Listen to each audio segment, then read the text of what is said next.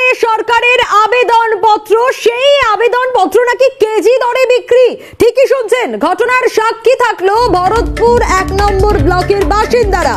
সংশ্লিষ্ট ব্লকের বিডিওর বিরুদ্ধে গুরুতর অভিযোগ পঞ্চায়েত সমিতির 9 জন তৃণমূল সদস্যের।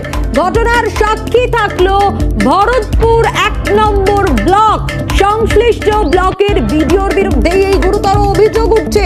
কি অভিযোগ? না, দুয়ারে সরকার, যে দুয়ারে সরকারের কথা বারবার এই সরকারের তরফ থেকে জানানো হয় যে আবেদন করুন, সেই আবেদনপত্রে সাড়া দেওয়া হবে, দুয়ারে সরকারের মাধ্যমে সমস্যার সমাধান হবে, কিন্তু সেই দুয়ারে সরকারের আবেদনপত্র নাকি কেজি দরে বিক্রি হয়ে যাচ্ছে। ভিক্টর আমাদের প্রতিনিধি রয়েছেন আমাদের সঙ্গে। ভিক্টর, যেখানে বারবার এই সরকারের তরফ থেকে ক্যাম্প করা হয় দুয়ারে সরকার, বলা হয় সমস্যার সমাধানের এই দুয়ারে সরকার ক্যাম্প, সেই আবেদনপত্রগুলো তো কেজি দরে বিক্রি হয়ে যাচ্ছে। একদমই সোনিয়া, দেখো এখানে মূলত যে অভিযোগটা করতে চাওয়া হয়েছে সেটা রীতিমতো একেবারে বিস্ফোরক অভিযোগ। আর সেই অভিযোগও রীতিমতো এনেছে শাসক দলেরই 9 জন পঞ্চায়েত সমিতির যারা সদস্য তারা।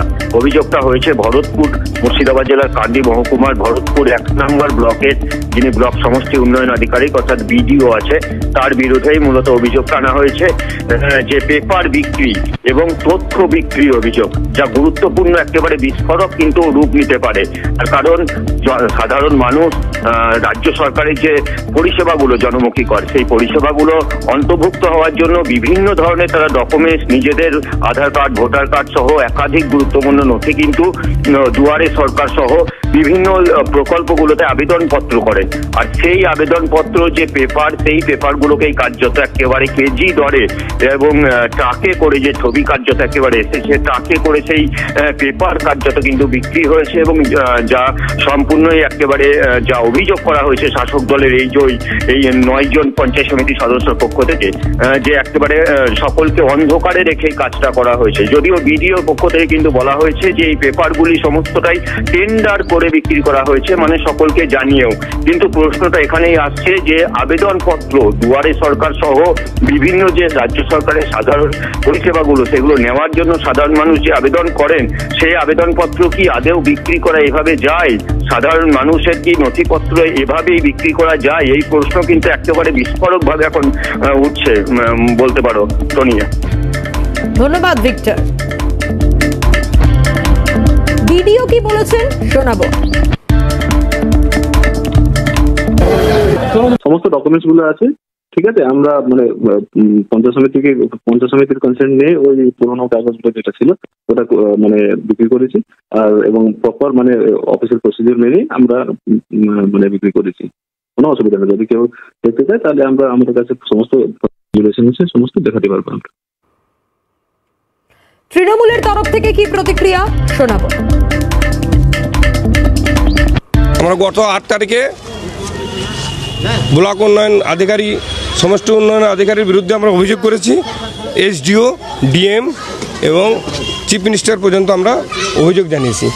আমাদের মূল 4টে পয়েন্ট যে অভিযোগের মধ্যে আছে আপনাদেরকে দেওয়া হয়েছে। সেই 4টে পয়েন্ট ওনাকে জিজ্ঞেস করুন যে এই 4টে পয়েন্টের মধ্যে আমাদের প্রথম পয়েন্ট হলো ওনার ওইখানে আমাদের পঞ্চায়েত সমিতিতে যে বিগত দিনের সমস্ত কাগজগুলো ছিল পেপার, সেই পেপারগুলো আপনার বিনা নোটিশ করে 30 তারিখে, গত 30 এবং 31 তারিখে 2 দিনের মধ্যে সেটাকে সেল করে। এবং এইগুলো নিয়ম বহির্ভূতভাবে কাজ করেছেন উনি। এবং কত টাকায় বিক্রি করেছে পঞ্চায়েত সমিতির হেডে, সেটা আমরা এখনো পর্যন্ত ঠিকমতো জানি না। আপনারা আগে জানতেন না? আমরা জানতাম, আমরা শুনেছি। শোনার সঙ্গে সঙ্গে আমরা সন্ধ্যেবেলা যাই, বিডিও সাহেব বলে এটা ডিএমের অর্ডারে আমরা এটা সেল অর্ডার করছি। ঠিক আছে, সোমবারে দেখাবে, এরকম কথা বিডিও সাহেব বলে। আমরা সেই জন্য ওনারা আমরা বিশেষ করে চলে আসি। এবং এটা নিয়েই উনি পরবর্তী ক্ষেত্রে শুনছেন কি একটা পঞ্চায়েত সমিতিতে রেজলিউশন দিচ্ছে 28 তারিখে, আর 30 তারিখে আপনি সেল করছেন। 28 তারিখে রেজলিউশন নিচ্ছেন, 30 তারিখে সেল করছেন। কোনো নোটিশ নাই, কোনো কিছু নাই। এ কোন আইনে করে? তাছাড়া সবথেকে গুরুত্বপূর্ণ কথা হলো অনেক দুয়ারে সরকারের অনেক ইম্পর্টেন্ট পেপার, যেগুলো সাধারণ গরিব মানুষ সেই পেপারগুলো ওখানে জমা দিয়েছে। সেই সমস্ত পেপারগুলো ক্ষেত্রে আপনার যদি কারো নাম ভুল হয়, তারা যদি এসে স্লিপ এনে দেখায়, সেসব পেপার আমার মনে হয় বিডিও অফিস দেখাতে পারবে না।